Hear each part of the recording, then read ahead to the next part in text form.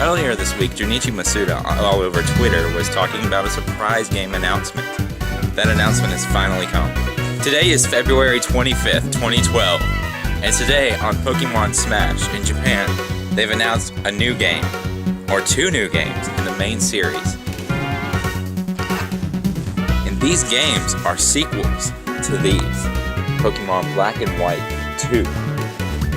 Even though it's a concept that seems like it's never been done before, it really has. Gold, Silver, and Crystal were originally like Pokemon Red, Blue, and Yellow too. Especially based on the fact that they had the Kanto region in them.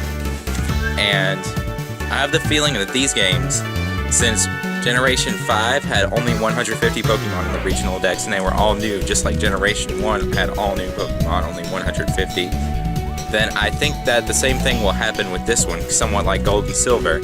We'll travel through the Unova region again, but also maybe another region. Possibly the Hoenn region, which is the place where many of us have been speculating that we'd go next in the first place. And this is definitely interesting because it's the first time that in the main series there hasn't been a regular third game like Yellow, Crystal, Emerald, or Platinum. And everyone was thinking that it was going to be Gray version with Kyurem. But these games will have two different forms of Kyurem, one based on Reshiram and one based on Zekrom. Because Kyurem's mythology says that it was a boundary Pokemon that was frozen. It was an ultimate dragon between the two, kind of like the yin and yang combined. But its power got sealed away and it was frozen into the ice type. So in these games, we'll basically unlock its true form. So it'll be really interesting and cool. And also, I think this will tie up some loose ends left at the very end of Black and White's plot. If you've noticed during the credit sequence, I don't want to give anything away, but it just kind of ends abruptly, not telling anything what happens afterwards. I also have some speculations about this, especially considering the original Black and White differences. And I think that they will expand upon these differences in order to make these two completely new games, because otherwise it would be completely illogical to have two new games instead of one.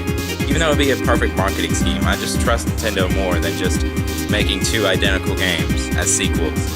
I think they might do something with Opelucid Town, since in Black version it was the technological city, and in White version it was completely rural.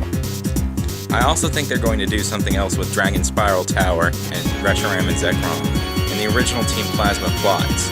Since Reshiram represented the truth and Zekrom was ideals, maybe the direction that the team goes in afterwards will be based on these, and it will radically change the region. As for the three unrevealed Pokemon whose names I won't mention, I think they might actually play a part in this game, or at least one of them will.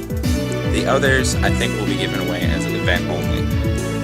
Also, another speculation that I had is that the Abyssal Ruins and their story will be mentioned a little bit more, especially because there were some untranslated symbols from the translations that everyone provided, and also the identity of whoever the king is remains a mystery.